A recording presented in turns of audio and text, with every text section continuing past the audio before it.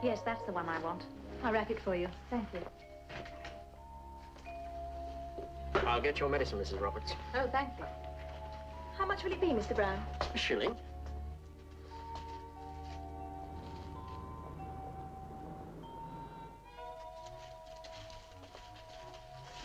Look out, here she comes. Hello, Mrs. Prue. Well, my dear, here I am again. Hope I'm not too soon. No, it's just ready for you. Oh, that is nice of you. You're always so quick. 8 and 6, please. Thank you. Thank you. What a nicely arranged counter this is, isn't it? Yes, isn't it?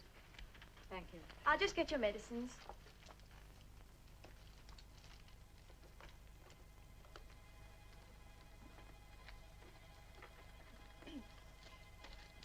That's a pretty box of soap, isn't it? Yes, isn't it? Here we are. Thank you. Goodbye. Bye-bye. That'll be 2 and 6, please. Thank you so much. Lovely weather, isn't it? Yes, lovely.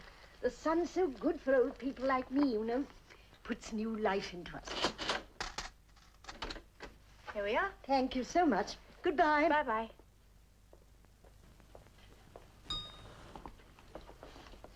Well, what did she pinch this time? Bottle of midnight ecstasy, 27.6. I'll ring Miss Frost.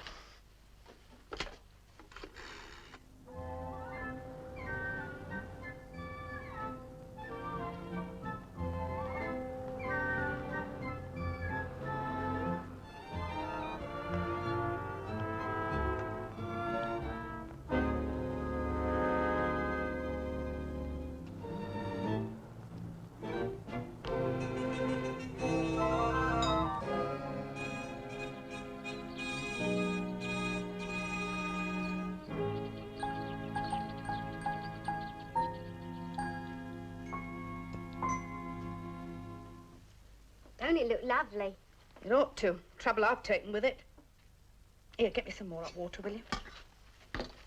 It's a good thing she ain't having no candles on it. It'd have to be 3 times as big. She heard you say that, you'd get your ear clipped. She'd have to catch me first. You'd best get on with your work. Mrs. Caldwell finds you here, you will catch it. Well, it'd be nothing new. Maisie? Hello? Hello, what? Mum. I should think so, indeed. What are you wasting your time here for? Go and shake the hall mats. They should have been done hours ago. All right. All right, what? All right, Mum. Cheeky. Saucy little baggage that needs her bottom tanning. You've done a nice job there, Hetty. Good enough for an old mole buzz like her.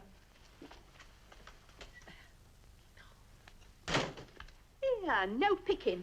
I like a bit of sugar.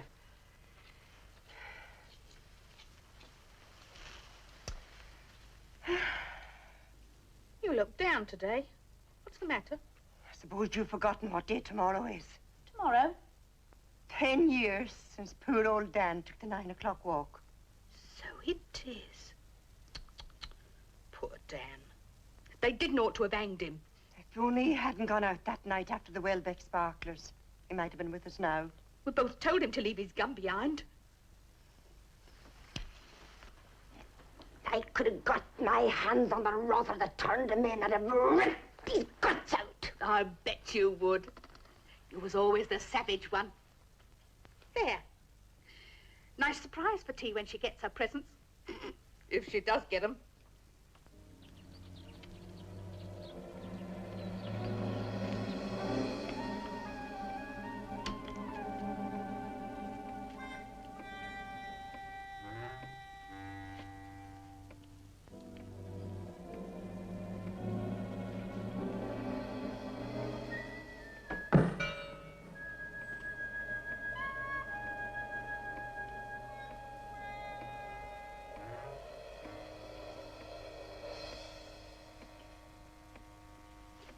Louisa? Louisa? Yes, dear. I saw you. Come here. I was just going up to my room, dear. Come here. Yes, dear. Where have you been? Just out for a little walk, dear, that's all. It's such a beautiful day. Did you go to any shops? Oh, yes, dear, I went to have my indigestion mixture made up. They made it up for me straight away. It was nice of them. They're always so obliging. I'm going upstairs now to take a dose. I've had a little pain across my left shoulder, and that always means I've eaten too quickly. I do eat quickly, you know. It seems something I can't help. It's a habit I cannot break myself of. It's not the only habit you can't break yourself of. What do you mean, dear? You know quite well what I mean. Did you get anything else besides your medicine? Anything else? Oh, no, dear. Where's your bag? My bag? Oh, I must have put it down somewhere. Go and get it.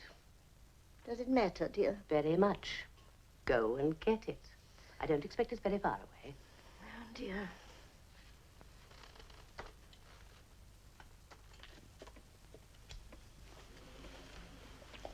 Damn and blast. Here it is. Shut the door. I don't know how I came to leave it outside. Give it to me. Oh, really, dear? Give it to me.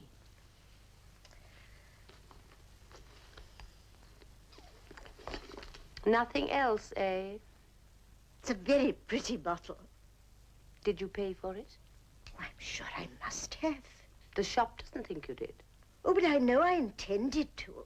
You're a wicked old woman, and I'm very angry with you. I shall return this to the shop, and if it happens again, I shall think seriously of sending you away altogether. Oh, after all, it was only a little bottle of scent. I see. I suppose a little bottle of scent may not seem much to one who used to run her own troop of shoplifters, but that's not the point. I spend my money giving you a good home for the sake of old times on condition that you behave yourselves and cut the old stuff out as I've done. Where would you be now? Where would you all be if it wasn't for me? One of these days, instead of ringing me up, the shops will send for the police and you'll go back to Clink. And deserve to. I won't do it again. I won't really. I promise I won't. Something seems to come over me and I don't know what I'm doing. It's no good trying that stuff on me. You know perfectly well what you're doing. You're as artful as a wagon load of monkeys, and your old fingers are still as quick as lightning. Here's your bag. I shall stop a shilling a week out of your pocket money for a month to punish you. And you're not to go into any shops without my special permission. It's only a week since I had to pay for those stockings you took. Now, go to your room and think over your sins. I won't do it again. I won't. I won't. I won't. I won't.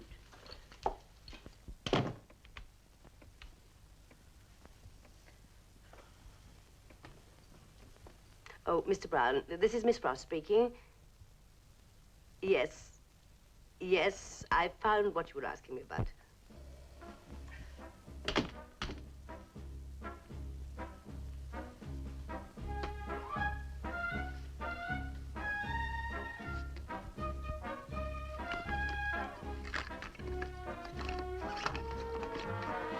Now. Oh, dear. I'll have to take this back and get another one. Oh, that's better.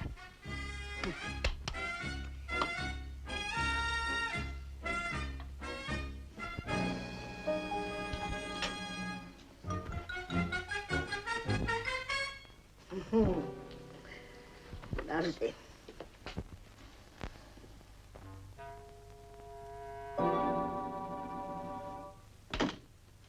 Oh, I wish you'd knock before you come in. Knock me foot. Had quite a busy morning, haven't you? I wish you'd go away. I won't take a minute. I'll have this. No, you won't. Put it down. Just what I wanted. Put it down. I'm sure she'll like it. I won't have you in my room again. Don't be absurd. I won't play patience with you anymore. Oh, yes, you will. You won 2 bob yesterday. Oh, go away. This'll do nicely. What are you giving her, dear? Go to the devil, both of you. I'll write her a nice little note. So shall I. Oh.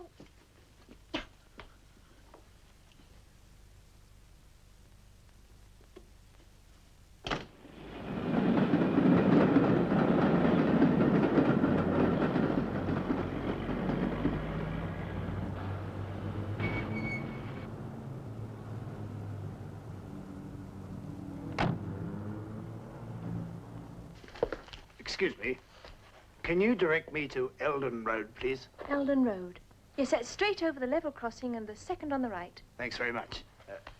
I'm looking for a house called Primrose Lodge. Oh, yes, that's the boarding house for old ladies. It's right at the end on the left. Thanks very much. Goodbye. Goodbye.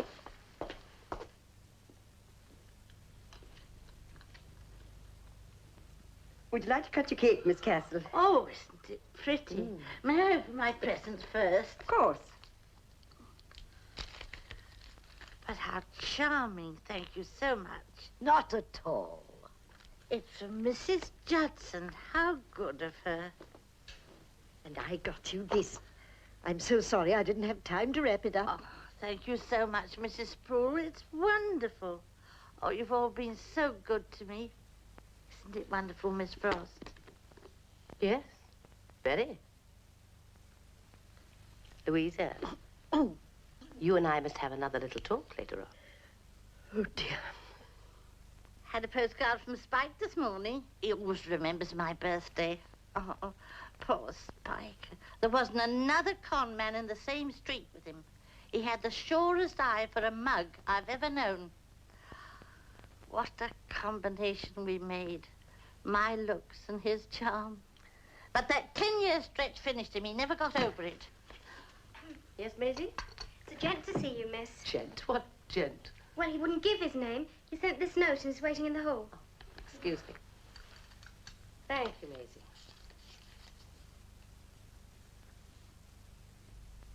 I'll see him in my room, if you ladies will forgive me. Yes, Lord.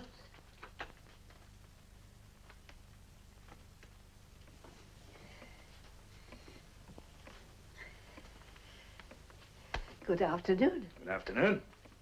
Oh, my stick. Let me. There you are. Oh, thank you. Oh, I hope there's nothing wrong. You never can pick up anything from her face. I saw her take a 7-year sentence without batting an eyelid. Sentences. Oh, hello, Mrs. Judson. Thank you so much for the book. I am looking forward to reading it. So glad you liked it. I thought you would when I first saw it. Perhaps you'll lend it to me when you've finished with it. So-and-so. Mr. Burling, ma'am.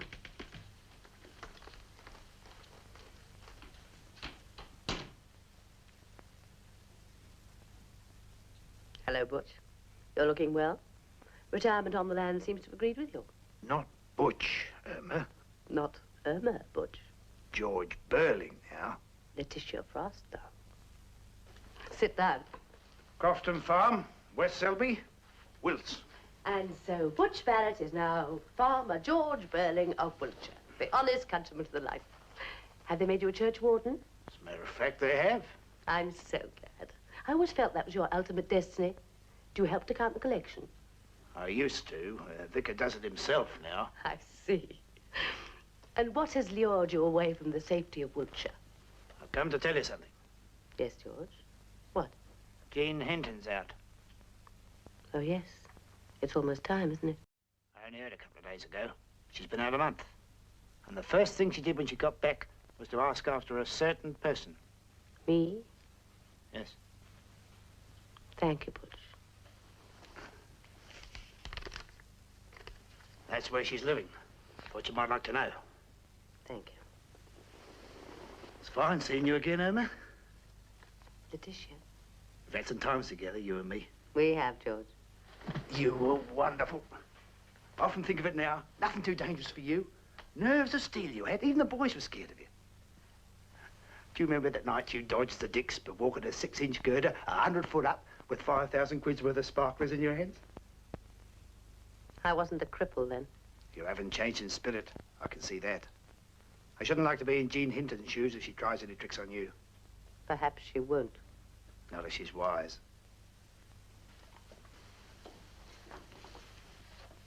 If you ever want anything done or organised, for the sake of old times, let me know. My phone number's on that paper I gave you. Thank you, George. And now, if you ring the bell, Maisie will bring you in some tea. Comfortable old house, this? Yes, I bought it 3 years ago. You bought it? To make a home for myself and some of my old friends who've fallen on lean times. By the way, you'd better keep an eye on your wallet while you're here. My wallet? It's gone. Has it? Who have you seen since you came in? Only the maid. And an old woman who came through the hall when I was waiting. She dropped a stick and I picked it up for her. You don't mean that she... I'm afraid so. She's over 80, but lifelong habits die hard, you know. Catching me, of all people. The old... I'm afraid years of honesty have rather blunted you, George. Never mind. I'll get it back for you after tea.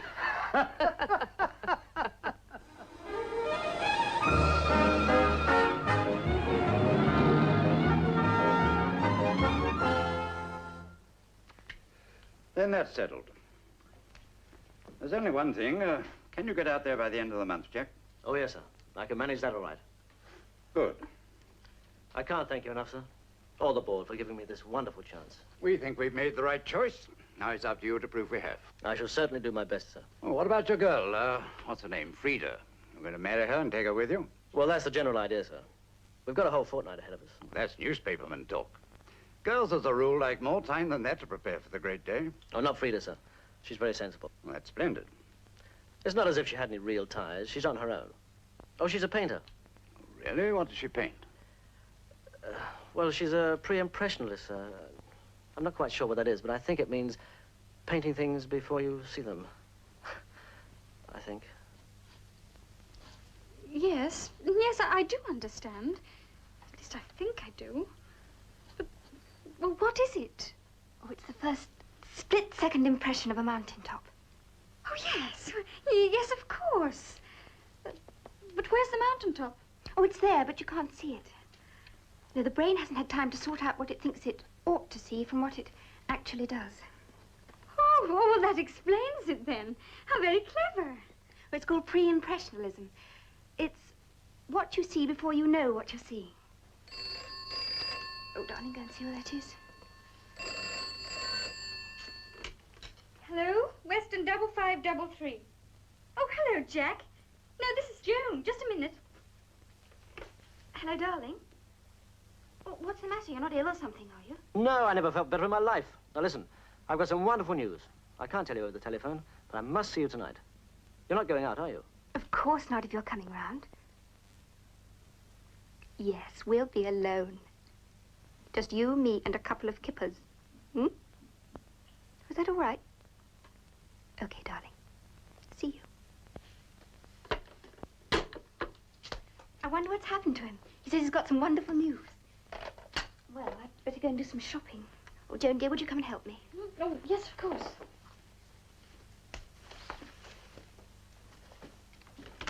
Oh, I'd better ring Aunt Letty.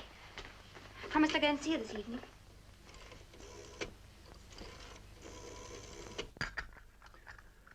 Well, old dear, I'll be off. Oh, George, pass me the telephone, will you?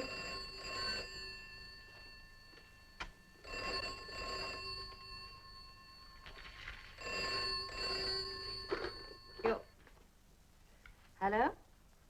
Oh, hello, darling. I see. Yes, of course I understand. Give my love to Jack. Oh, I'm fine, absolutely fine. Yes. See you tomorrow. Bye. Well, George, thanks again for everything. Very friendly of you. Don't be daft. You thanking me? And don't forget, any time. Wait. I'll have to get your wallet back. That's the least I can do. Oh, George, be a pal. Open that door for me.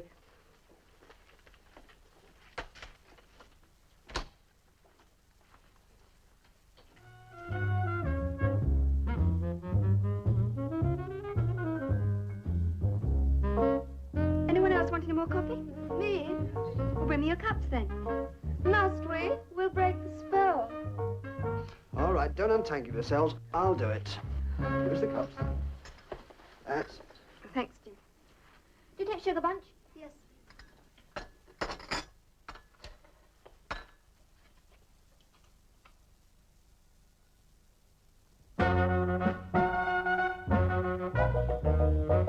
Come on, let's dance. This record's divine.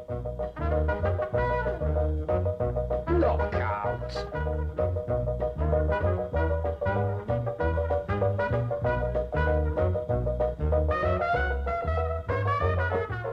Do you mind?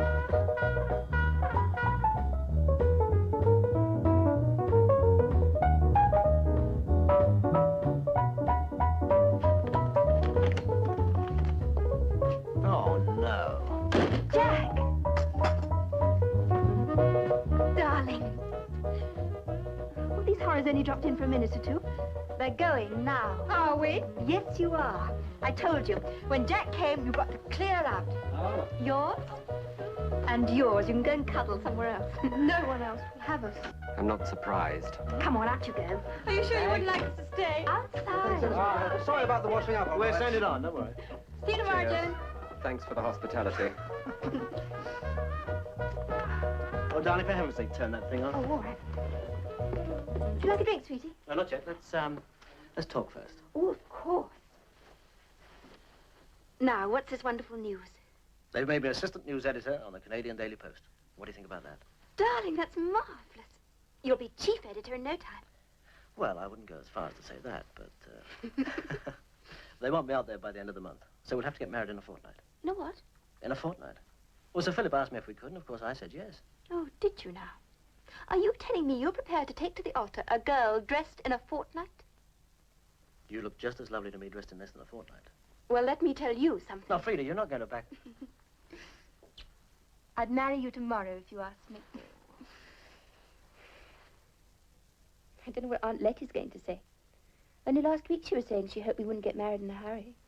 We can't let Aunt Letty stand in the way. She isn't even your real aunt. I mean, it's only a courtesy title, anyway. I know, darling. But when you think of all she's done for me. Ever since my parents went down in that boat when I was 2, she's cared for me and provided for me. And she was just their best friend. I know she's been wonderful to you. Even when she went away for a long time, for 7 years, she left money for my school fees and for my training. I owe her a debt of gratitude. Well, it isn't as though she was hard up and couldn't be properly looked after. I mean, she's got the house and all her old friends around her. Look, I tell you what, let's take a run over there tonight and tell her. All right. How do you think she's going to take it? Oh, come on.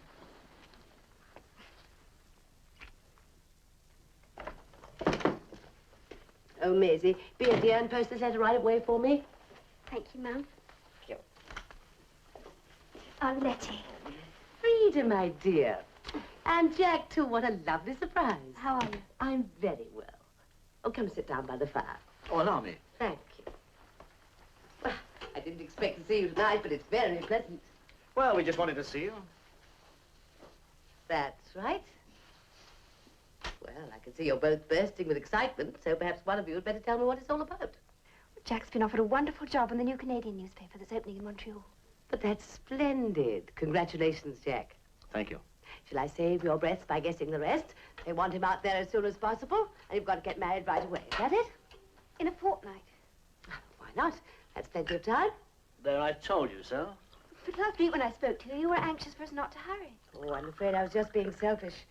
But it's your happiness and Jack's that really matters. It's the idea of leaving you and going so far away. Oh, you mustn't worry about that. I shall be perfectly all right. So that's settled. Now, if you'll hand the drinks, darling, we'll celebrate the good news. Thank you.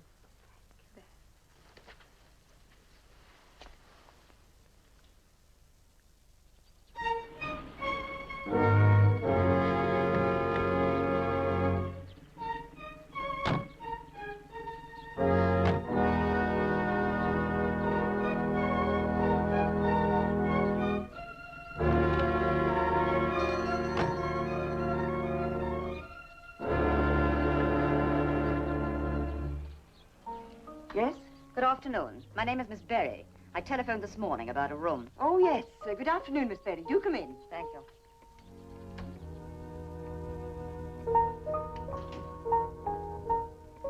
Your room's quite ready. Maisie, this is Miss Berry. Afternoon, miss. Take her bag up to her room for her. Yes, ma'am. If you come upstairs, Miss Berry, I'll show you your room. I'm sure you like it. I hope so. If I'm comfortable, I may stay indefinitely. How nice.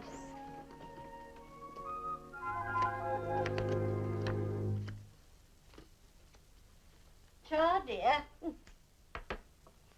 Oh, thank you, dear. As I was saying, Vicar, I should be only too charmed to do anything I can to help. Thank you. I was sure you would. I told my wife before I came out we could rely on Primrose Lodge. Always glad to help. You certainly are. And I so enjoy my Wednesday cup of tea in this quiet, congenial atmosphere. Here, you can't play that. Can't play what? You know quite well what I mean, that. Oh, can't I? I didn't notice. No, but I did. Sweet, aren't they? Yes, aren't they? Now tell me, what exactly is it you want me to do? Well, we hoped you'd again take charge of the Lucky Dip. You know, under your management last year, it took 4 times as much as it had ever done before. How very gratifying. Yes. You have, if I may say so, no financially green fingers. A natural genius for extracting money from even the most reluctant of pockets. Yes. She's always been able to do that. I'm sure she has. A very happy thought. Well, now, my dear Miss Castle, if you're ready, perhaps we could get on and see the plan for the stalls. Well, I'll put my hat and coat on and meet you in the hall. Oh, Vicar, I have something for you. This is the small contribution I promised you for the Sunday school outing. My dear Miss Frost, you really are the most wonderful person. Good work seemed to come naturally to you. I wish all my parishioners were like you. That might be a rash wish, Vicar. I'd take my chance on that. Oh, no, you don't. That's fitting. What? Take it back. All right. I'll play that one. Oh, no, you instead. can't do that either. Now, ladies, these little bickerings cannot possibly add to the enjoyment of the contest. She fiddled. I didn't. No, we must have no more quarreling, eh? You know the game will be far more pleasant if played in an atmosphere of tranquility. King on the Queen. Thank you, Vicar. That's very good. Yes, well, now you're quits. I won! I'm not going to play with you again. Oh, come now. We mustn't mind losing sometimes. I don't mind losing, but I do not like being fiddled. Louisa. Oh, all right, then she didn't fiddle. Though what else she called it, I don't know. What will the Vicar think of you? Well, we must all make allowances sometimes. Now, Mrs. Poole and Miss Burge, I'm sure you'll have another game tonight. Now, come along now. Kiss and be friends. I wouldn't kiss her for the £5 note. Yes, I was speaking metaphorically. I am going to my room. I think you'd better. Now, Miss Burge, it is difficult for us who are so much younger to have patience with the little tantrums of the aged, but we must do our best, mustn't we? Poor old dear. Yes, we must. That's right. Well, goodbye, Miss Frost, and thank you once again. Goodbye, Vicar. Oh, would you mind opening that door for me before you go? Of course.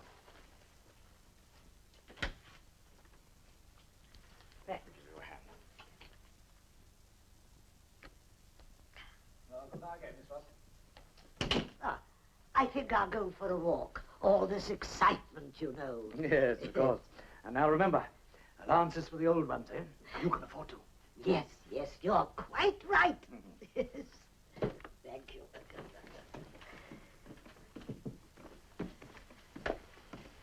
Good afternoon, Vicar. Good afternoon, Mrs. Colwell. This is our new guest, Miss Berry, Mr. Pawson, our vicar. Ah, how do you do, Miss Berry? A new addition to this happy little fold. I hope you'll be very comfortable. Thank you. I hope so. I'm waiting for Miss Castle. Oh, I see. I'll show you the lounge, then I'll bring you some tea. Thank you. This way, please. This is the lounge. Oh, yes. We shall do our best to make you feel at home. Thank you. If you'll excuse me now. Certainly.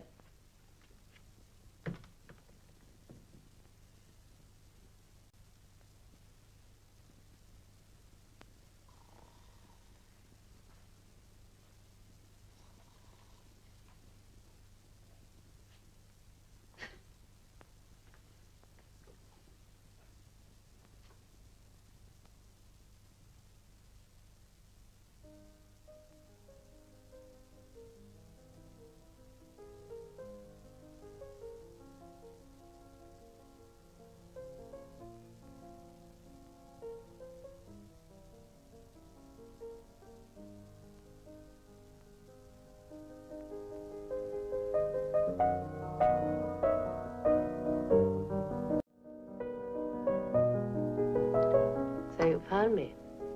Yes, I found you. Why are you in that thing? I was knocked down by a car. My back was hurt.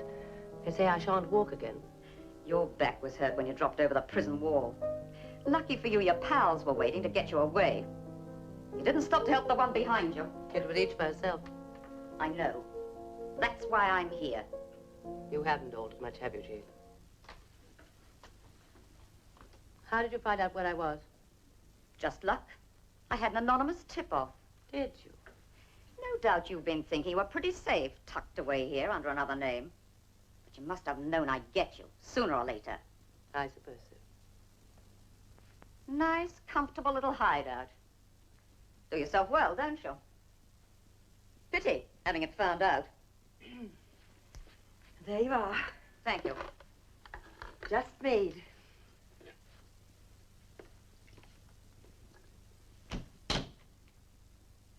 How much have you got salted away?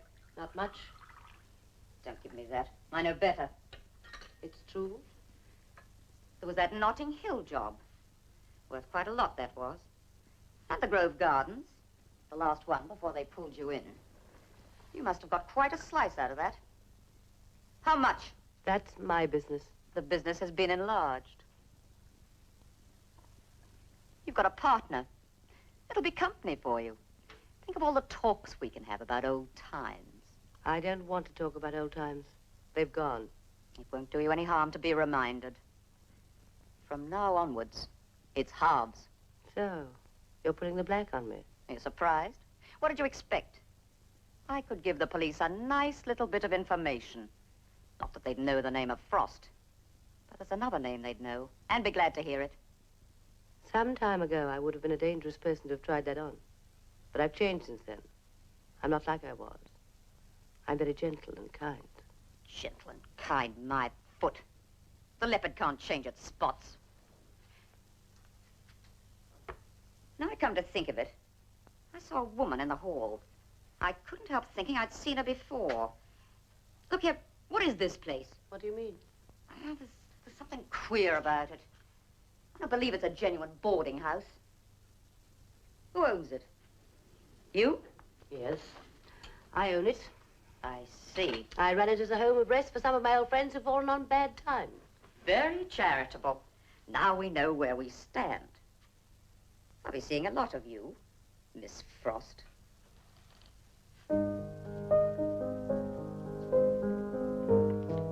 I enjoyed our little chat.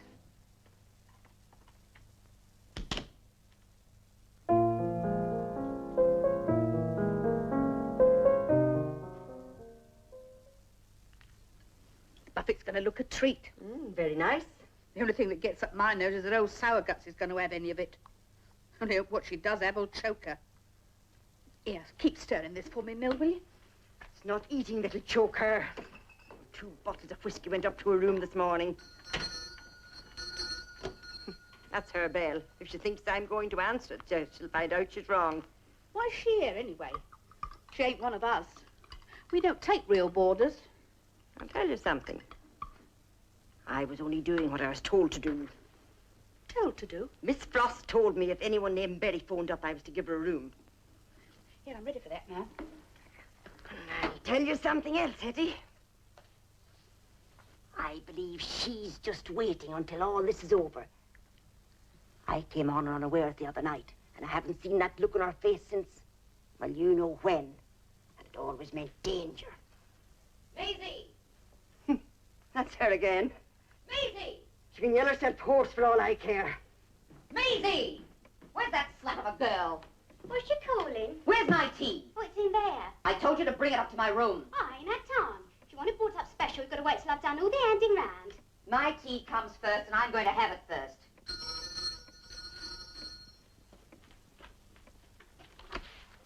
Oh, hello, Maisie. Afternoon, miss. Hello. Where's my aunt? She's in her room, miss.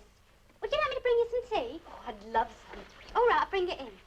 Get my tea first, do you hear? I couldn't help hearing the way you're shouting. If I have any more sauce from you, you'll get a week's notice. Oh, don't worry, Maisie. There's only one person in this house who can give you notice. What did you say? I said there's only one person in this house who can give anyone notice, and that's Miss Frost. Oh, it is it? We'll see about that. Frida. Oh, hello, Aunt Letty. Come in here.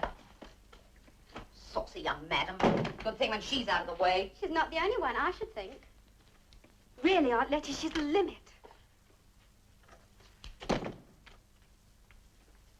That slut of a maid's got to go. Maisie is not a slut. She's a kind-hearted, hard-working girl. You mind your own business. Now, listen to me, Miss Berry. The way Aunt Letty let you speak to her is her business. But if I were in her place, you'd be out on the street before you knew how you got there. Oh, I should I? Well, just ask your Aunt Letty why I'm not out in the street and see if she tells you. Go on, ask her. Frida. Aunt Letty, indeed. What do you mean by that? Frida, please go. You've got a lot to do. Come back again early tomorrow morning. But I hate leaving you like this. It's all right. Please do as I say. I'm sorry you've had the journey for nothing. Very well.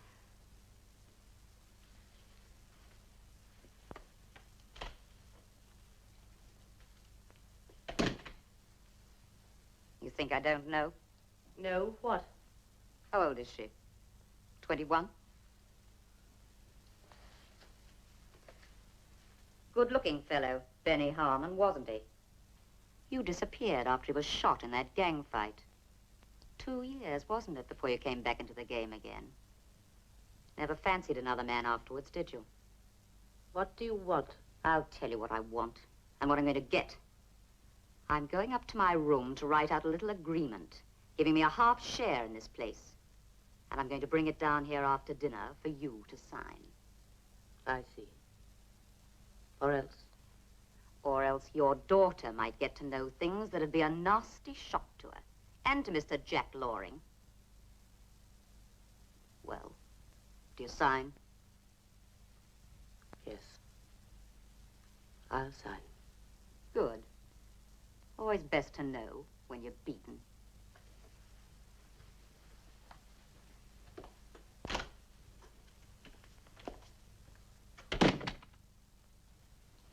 There you are, darling. Thank you.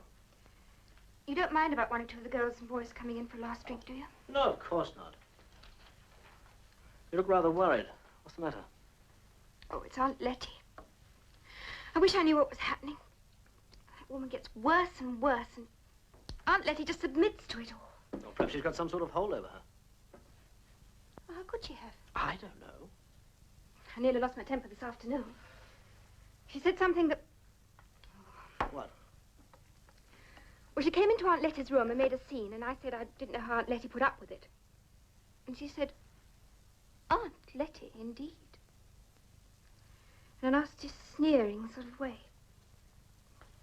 Poor Auntie looked most upset. I'd never seen her look like that before. And then she told me to go as quickly as possible. Never mind, darling. You'll soon be away from it all. Oh, that's what worries me, the idea of going away. Oh, I wish I knew what was happening. Don't let it worry you anymore. Frida, come on, let us in. Oh, come on, hurry up. Hello, darling. Come in. You're the first to arrive. Hello, Missed Bunch. the lecture at college to get here. Let me take your coat. Hello, Jack. Hello, Bunch. Hello, Jacko. Oh, hello, sweetie. Well, we brought you something that Bunch has made specially for you. She was too bashful to bring it by herself. Oh, how sweet of you. I thought you might like a nice piece of sculpture wherever you're going to live. There. Oh. It's mother love. Oh, thank you, darling.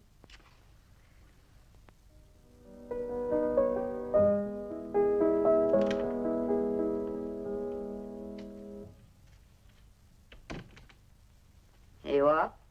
I've written it out twice. You sign one, I sign the other.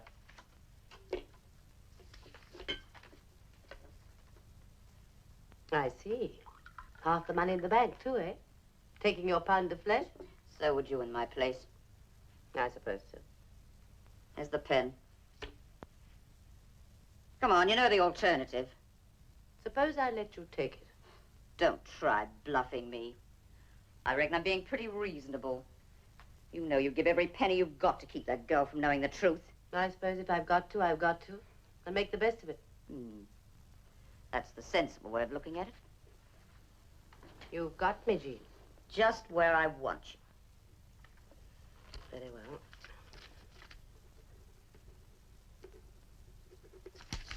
There it is.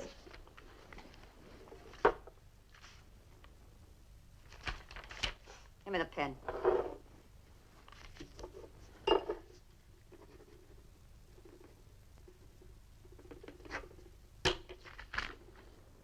There you are. Here's your half.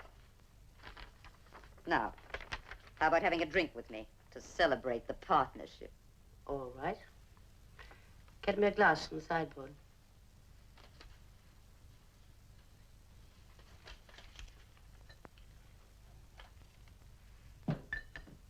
Nothing like a drop of whiskey. No. All the old fogies gone to bed, eh? Yes, there's no one up but you and me. Oh, the night's young. There's another bottle upstairs. Cheers, partner. Cheers, Jean. Well, now, we're all happy and comfortable. And just so as you can't pull any tricks, I'll tell you what else I've done. What else? I've written 2 letters.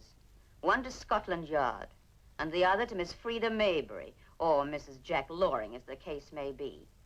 And I'm going to post them to a friend of mine in the morning. They're to be sent off if anything happens to me. I see. So, it'll be in your interest to keep me alive and well. My friend's going to telephone every Monday just to see that I'm all right. A very good idea. It draws your teeth, all right. There's only one thing wrong with it. What's that? You should have done it before. It'll do now. It won't. Look at me, Jean. What for? I want to look at your eyes. Why? Yes. It's all right. Why are you looking at me like that? What's the matter, Jean? Oh, what have you done to me? If you don't sit down, you'll fall. That's right. You're a fool, Jean. You ought to have known me better. You've done me. Your whiskey. While your back was turned, getting the glass. No use trying to move. You can't. You thought you were being very clever when you got that tip-off where I was, booking a room under the name of Betty and coming along here to take me by surprise. But you see, you didn't take me by surprise. I brought you here. You brought me. Yes. That tip-off came from me, and you fell for it. Hook, line, and sinker. You walked right into it. I thought I'd rather have you here under my eye than going about looking for me. If you'd been sensible and not pushed me too far, you might have got away with it. But you signed your death warrant this afternoon when you threatened Frida.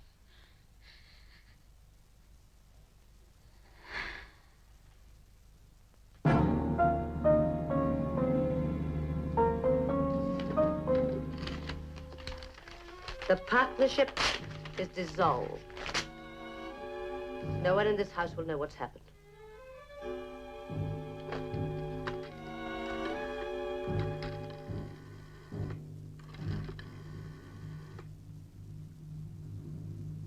This is Bushy 44681.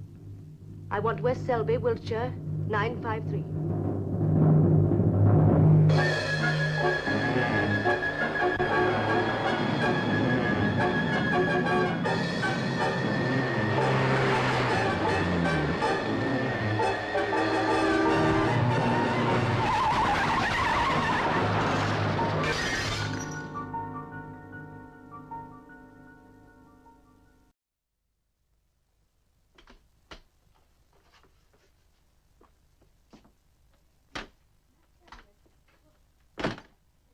Is it true?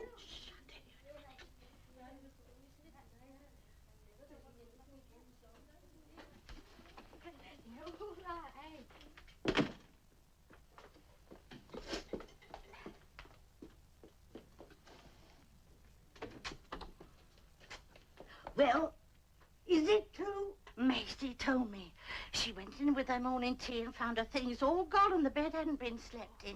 Then Miss Frost said that there'd been a telephone call last night about somebody being ill, and she'd packed up at once. Then someone called for her in the car and took her off. Oh, Oh, she's gone. She's gone. Hooray! The keel rope, the keel rope, the keel rope, the keel rope. Oh!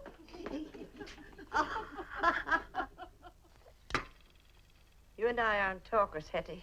You bet we're not. We just take things as they come. Doesn't do to talk or even think sometimes. I'll have another cup of tea.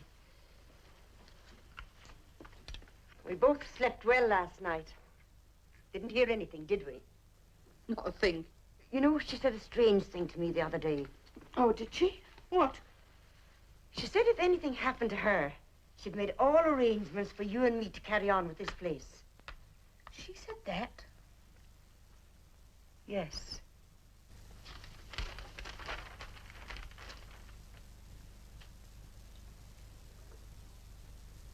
Mr. George Byrne of Crofton Farm, West Selby, Wiltshire, and a woman passenger were killed outright in a head-on collision with another car at 10:30 last night.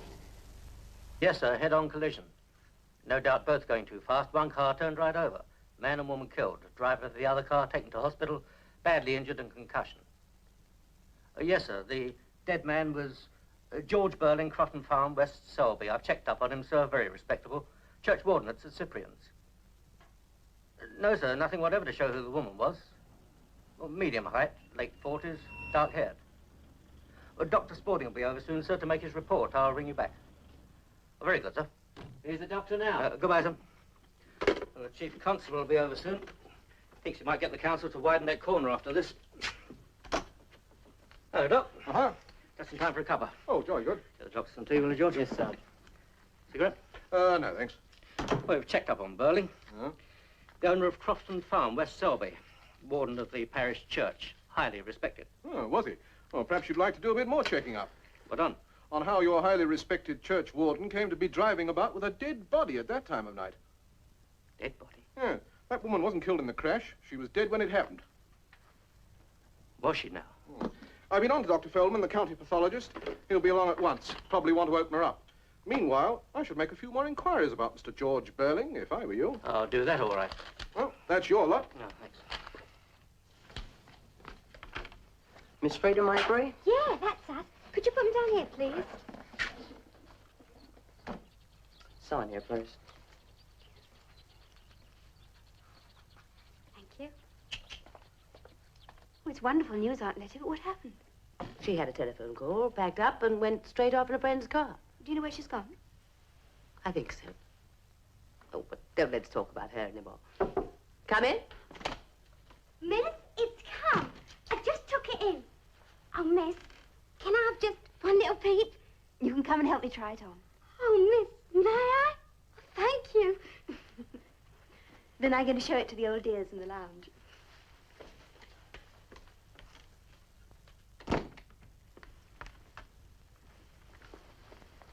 My dear, it's quite beautiful. Turn round. It's perfect. Doesn't she look lovely? Oh, What's the matter? can't help thinking of poor Spike. Spike? Caroline. I'm sorry. My dear, we want you to accept this little wedding present from the four of us with our love and best wishes for your happiness. Oh, how sweet of you. Thank you very much. I must open it now.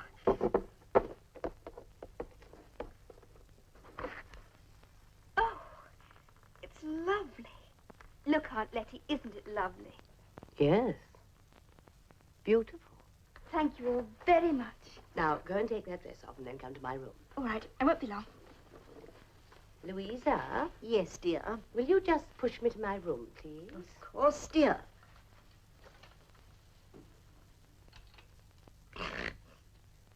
What's the matter with you? I might have worn a dress like that if Spike hadn't gone to clink. Oh, to blazes with Spike. Oh, sorry, dear, sorry. There, dear. Thank you. Louisa? Yes, dear. That was a very nice little present you gave to Frida. I'm so glad you liked it, dear. Where did you get it? Where did we get it? Oh, where was it now? Let me look. Oh, tubs and china. Here you are. Paid. You paid for it? Well, of course, dear. How else do you think we could have got it? That's what I was wondering. We've been saving up on the quiet ever since they were engaged, so as to have enough. My dear Louisa. I see. Right. Thank you. Goodbye. It was murder, all right. There's no doubt about that. She had enough of the stuff inside her to kill 2 people. We sent their fingerprints along to the yard. Inspector Craven's just had the results. Yes, George Burling was really Ned Barrett, and the Barrett gang was smashed 10 years ago. The woman was Jean Hinton, who was released from prison 2 months back. Jean Hinton, sir? Wasn't she the woman in that escape business? Yes, that's right, with Irma Randall, one of the smartest jewel thieves in the business. Climb a wall like a cat. Now, she got away, but Hinton didn't, and got an extra sentence. Now, we know where she went when she was released, but 3 weeks ago she disappeared, and there hasn't been a sign of her since then. Looks as though she was trying to blackmail this fellow Burling, or Barrett, and that he arranged to meet her and then killed her, and was trying to do away with the body. Probably going to bury it on the farm. Sounds all right. But what we've got to find out is where she spent the last 3 weeks.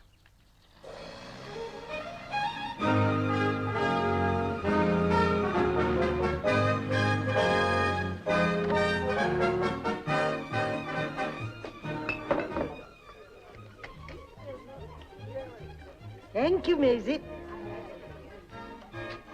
Here's mud in your eye. Same to you, dear. Come on, you old battle axe.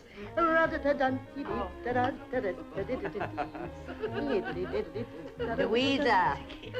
Ah, 'tis the voice of the turtle I Don't heard. have any more champagne. Oh, but why not? I like it. It's lovely. You've had quite enough already. Oh, but it makes me feel so young. That's what I'm afraid of. No. Goodbye, darling. I'll write to you as soon as we get there.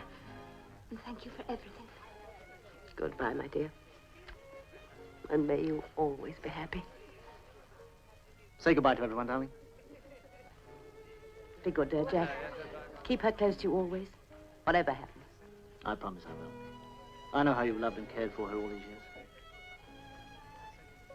I called in at the offices of the Green Funnel Line the other day and asked to see a list of the passengers on the Princess Delphine when she went down. The 2 names I was looking for weren't on the list.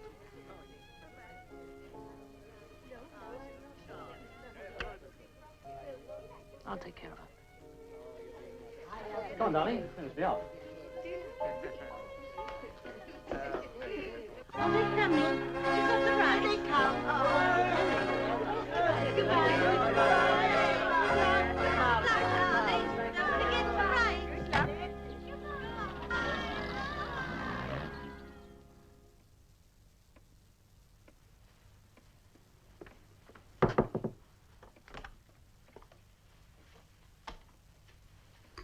Mr. Pawson to see you. Mr. Pawson? At this time? He says it's very important. Very well. Show him in, of course. Thank you very much. Good morning, Vicar. This is an early call. Miss Frost, have you seen the paper? Not yet. Why? Then you don't know. No, what? About Miss Berry. Miss Berry? My dear Vicar, what are you talking about? Sit down. Thank you. Then you don't know that you've been harboring a criminal in this house. Criminal? Really, Vicar? Listen to this, Miss Frost. It has been established that the woman whose body was found in the wrecked car after the collision near Malmesbury last week did not die as a result of the accident, but had been poisoned several hours before. She has now been identified by her fingerprints as Jean Hinton, who had been released from Holloway Prison 6 weeks ago after serving a sentence of several years. Well? Well, there's a photograph. Miss Hinton was, in fact, Miss Berry. Oh, really, Vicar? I don't believe that. There's the picture. See for yourself. Oh, I admit it's like her, but of course it's not the same woman. I don't agree with you, Miss Frost. I think it is the same. There are 1 or 2 other points. Other surprising facts have come to light. The owner of the car, George Burling of Crofton Farm, West Sultan, Wiltshire, who was killed outright in the crash, was in reality an ex-gang leader by the name of Butch Barrett. And both he and the dead woman Hinton had been associates of a notorious woman jewel thief by the name of Randall, who had escaped from prison 5 years ago and was never caught. The police think it is possible that after release, Jean Hinton might have made contact with Randall And anyone who recognizes his photograph and remembers seeing her within the last weeks is asked to communicate at once with the police. Really, Miss Frost, even if you don't believe Miss Berry was the woman, I consider it your duty to inform the police. My dear Vicar, I really don't want to be bothered with this at all. Even if Miss Berry was Jean Hinton, she's dead now. And it couldn't do any good letting the police know she's been staying here. It would only cause a lot of unpleasantness.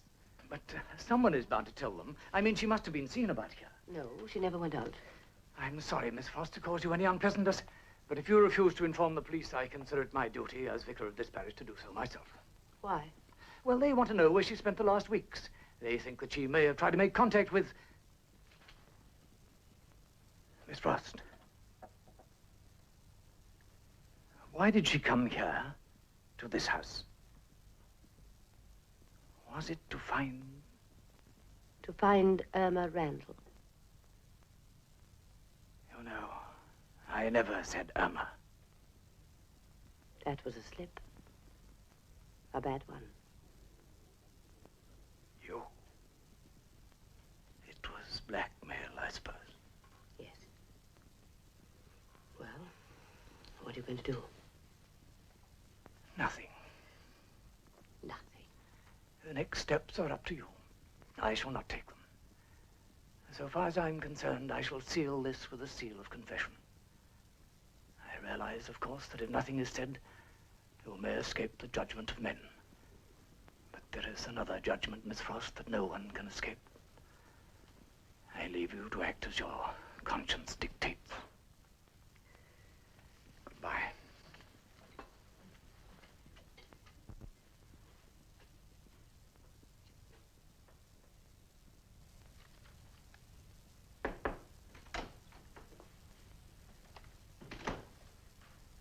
Yes, Houston? There's a lady asking to see you, sir.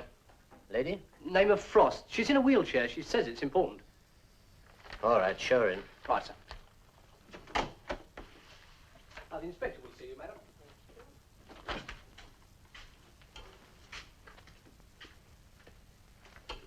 Morning, madam. What can I do for you? I have something to tell you, Inspector.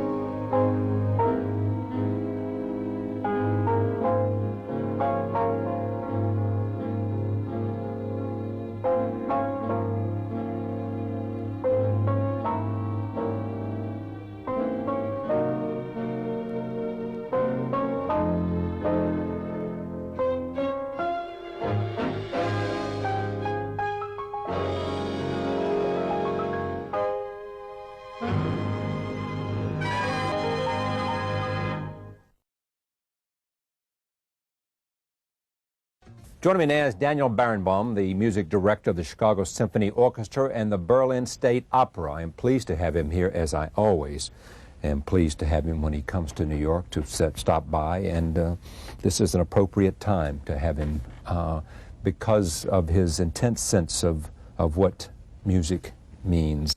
Welcome. Thank you very much. You bring the Chicago Symphony to Carnegie Hall. Wagner and modernism. Yes? Yes.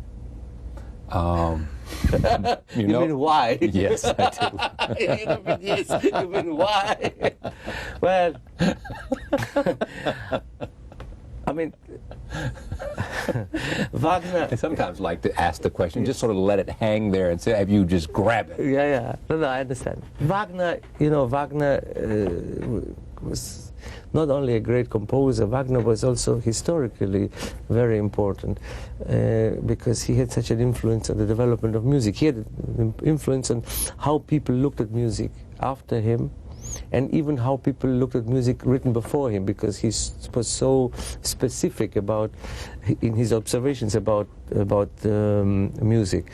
He was probably a very horrible human being, and that's something that's another subject. But on a purely musical level, I think that one has to differentiate between composers that wrote masterpieces, wonderful music, and composers that actually change the direction that music was going in. For instance, Mendelssohn wrote the most beautiful violin concerto. Just think how much poorer we would be without the Mendelssohn violin concertos. And the hundreds of thousands of performances of all the great violinists, Kreisler, Stern, Milstein, Oistrakh, whoever you want, Menuhin, all of them. Would the history of music be the same without Mendelssohn? Probably yes. And yet the Mendelssohn violin concerto is a beautiful piece. Take next to him a composer which was also a composer of genius, but much more uneven, like Berlioz, who wrote music that had flashes of genius, and other music that was really not of the same level. But Berlioz influenced the development of the orchestra, developed the development of music. And therefore, the quality of the pieces that they write does not always have to go hand in hand with their historical importance. And then you have maybe 4 or 5 composers that manage both. Who are they? First of all, who summarized in their writing, summarized everything that was written before them, created masterpieces, and influenced the future. Bach. How come we are not really so interested in a lot of music written around Bach's time or just before that? Because he himself was able to summarize that. No question about that. Beethoven, no question about that. The whole development of the harmony, of the orchestra, of the piano, of music expression, etc. Wagner, definitely. Debussy, without Debussy the whole 20th century also would have been completely different. I suppose Stravinsky, you know. Now, who else after Stravinsky? From a purely compositional point of view, difficult to say. As a musical personality, I would say without hesitation Pierre Boulez. You would? Oh, yeah. As a musical personality, I think Pierre Boulez changed many people's lives. Well, he's alive and well. He's alive and well, and he changed many people's way of thinking about music of the 20th century. Pierre Boulez, but not necessarily as a composer, but as a conductor and as a musical thinker. He changed the way we think about music of the 20th century. I'll tell you exactly what I mean. I played with him for the first time in the 60s, 1964, 65, and I played Berg, and then I played some Schoenberg, etc. And in those days, the second Viennese school was really very arid territory. It was really very difficult for the musicians, and it was very difficult for the public. Why? Because it is complex music, but also because the performances were very, very unclear and not transparent. And Boulez came along and gave those scores, when he conducted them, a kind of clarity and transparency that you could really begin to hear everything. And little by little, more and more musicians were able to actually hear the music in that way. And he changed the way I think people looked at the Second Viennese School. For many people, the Second Viennese School in Europe was something very much for the centers of contemporary music, you know, not in the sort of general mainstream or so-called establishment. He changed that. That's why I say not as a composer, but as a conductor and as a musical thinker. In any case, to come back to your non-question about Wagner, after Wagner, nobody could pretend he didn't exist. They either developed further in that line, as Mahler did, Bruckner in a way, Schoenberg, etc. In some ways, Debussy, even though he didn't mean to, want to, and other people rebelled against it, like Stravinsky. But you could not ignore him.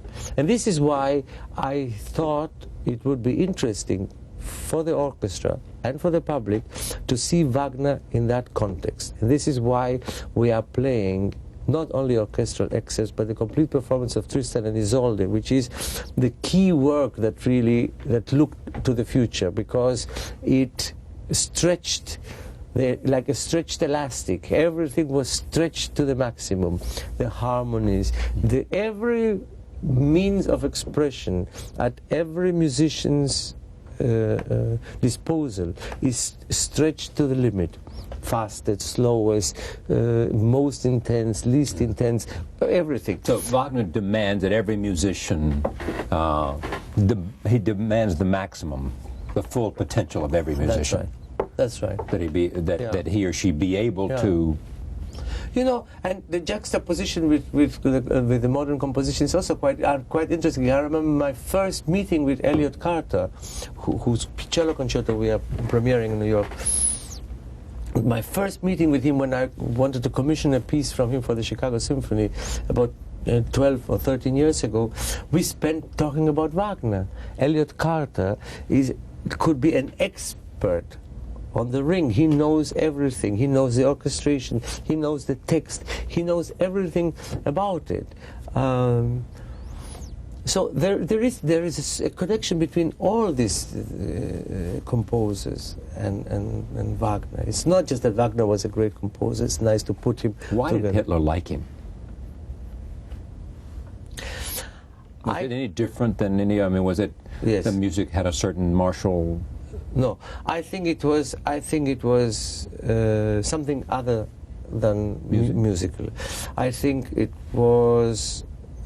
I think Hitler related particularly to the dramas inside. I think that Hitler, but he himself said that he got the idea for what he called his revolution of Europe and of the German nation from listening to Rienzi. He saw himself as Rienzi, who was a Roman commander. I think that he was totally immersed and flabbergasted by everything that happened in Wagner, the mixture of power and potions that you drink for love or for death or whatever it is. I mean, I think in a funny way he probably staged his own death in Wagnerian terms. Why? I mean, he had to marry Eva Braun 15 minutes before they both committed suicide. This is Isolde's Liebestod. I mean, there's so many things. I think this is what, and of course, the Wagner. Let's face it, Wagner in his operas deals with the myth of the German hero and the German greatness and all that. And I think that, of course, appealed to him very much. But Hitler's greatest crime, as far as Wagner is concerned, which is minimal compared to everything else he did, is that he managed to convince generations and generations, at least 3 or 4 after he died still, of this association between Wagner and Nazi ideology. So that people to this day, in the 21st century, many people are unwilling and unable to listen to Wagner because of the association. Right. And let's face it, Wagner died 50 years before Hitler came to power. So this is purely Hitler's doing. So in other words, it was the worst, because your point would be that Wagner was this brilliant musician who did something that maybe 5 or 6 others did, that you had laid out. He changed music. He changed music. Absolutely. He composed great music. And music theater. And he changed it. And for many people, he's remembered because he was Hitler's favorite composer. That's right. You know, it's to be damned by your fans. Where is it, and I'll close with this, where is it today in terms of Israel allowing, wanting, hearing Wagner performed? I'm not sure your show has enough time for me to answer that question. Look, there is no official ban. I know. It never has been. No, there's a taboo. It's a consent. What? It's a taboo. It's a taboo. I mean, let's face it. Wagner was played in Tel Aviv. Wagner was played in Tel Aviv in 1936, but in the second concert of what is now the Israel Philharmonic, they played Wagner with none other than Toscanini, who was a renowned anti-fascist. The musicians of the Israel Philharmonic, which is a self-ruling orchestra, decided after the Kristall Night, on the 9th of November 1938, when Jewish books and synagogues were burned in Germany, they decided they didn't want to play any more Wagner because of the association that we were talking about earlier. And since then, in fact, they have not played it. But there's no official ban. But I think, first of all, people who suffer from these horrible associations should not be submitted to that. There's no question about it, and confronted. They don't want to, they should not be forced to listen to that. Number 2, they should not be allowed to prevent other people who do not suffer from these horrible associations. And one says, suffer from an association. in this case, which says that there's something unhealthy. They should not be able to prevent people who do not suffer from their associations to listen to Wagner if they want to. In other words, I understand perfectly well that somebody cannot listen to Wagner. I cannot really accept that he can sit in his home in Jerusalem and read a book or watch television and be heard by the fact that 3 or 4 miles away in a concert hall or an opera house somebody is playing Wagner. This I really don't accept. Number 3, it has to be consistent. If there is a ban, then it should be legal. You say it's not allowed. Obviously this will not happen. Why do I say that? Because at the moment there is a sort of acceptance. You can play Wagner if you're a small orchestra, as long as it's not the Israel Philharmonic, it's not the Israel Festival. You can hear Wagner on Israel national television. Hear and see Wagner. You can hear Wagner to your heart's content on Israel's national radio. You can have cellular phones that play the Ride of the Valkyries, which is a horrible symbol of the association. And I believe that if the politicians in Israel are so concerned about people not being hurt by this, the first thing they would stop are those cellular phones. Because I think that if you suffer from that, how can somebody for whom the Ride of the Valkyrie is a horrible association, how can they listen to that even from a cellular phone? And you cannot just pick on 2 institutions that you sort of want to make nicely Jewish and Israeli national and say you should not play Wagner. But anybody else who does not have this aura can. And I think that this is... Many people have asked me, why do you have to really stick your neck out? Why do you have to do that? Let other people do that. And it bothers me, not because it is Wagner so much, and it's not because it bothers me because I think that this is something that is symptomatic of one of the main problems in Israel which has to do in the relation between religious and secular Jews, and that it's very easy to define what is a religious Jew. Somebody who goes to synagogue on Fridays and Saturdays doesn't eat certain things, etc., etc. But what is a secular Jew, and in what way is he different from a non-secular Jew? So it always has been a very difficult question. Until the creation of the State of Israel, that question was answered by Gentiles who either were Philo-Semites and say the Jews are great artists, great violinists, or anti-Semites like Hitler who killed them. But now that there is a state for over 50 years, a state for the Jews, it is our duty, the Jews' duty, to define that. And therefore, and we are unable to do that. And this is why we hang on to all sorts of associations and things which point to our Jewishness. And Wagner, the Wagner taboo in Israel is one of those things. In other words, I'm not saying that anybody does this in a conscious or hypocritical way. I'm not accusing anybody of this. But I'm saying we have to face the fact that this is Wagner is part of this area of problem in Israel. It's one of those ways that you express your Jewishness. And I don't believe that Israelis and Palestinians will ever come to any kind of understanding until the Israelis amongst themselves, and I mean that, the religious and the secular Jews, find some way of defining themselves as Jews living in that part of the world. Great to have you here, Thank you very always. Much. Daniel Barenboim, Chicago Symphony, Berlin Opera, just signed a new 10-year contract with the Berlin Opera, correct? Correct. And the Chicago Symphony? Chicago Symphony, my contract is still running until, I think, 2006 or 7. You were booked through how many years? I don't mean contract. About 5 years after my death. It's great to have you. Thank you very much. Thank you for joining us. See you next time.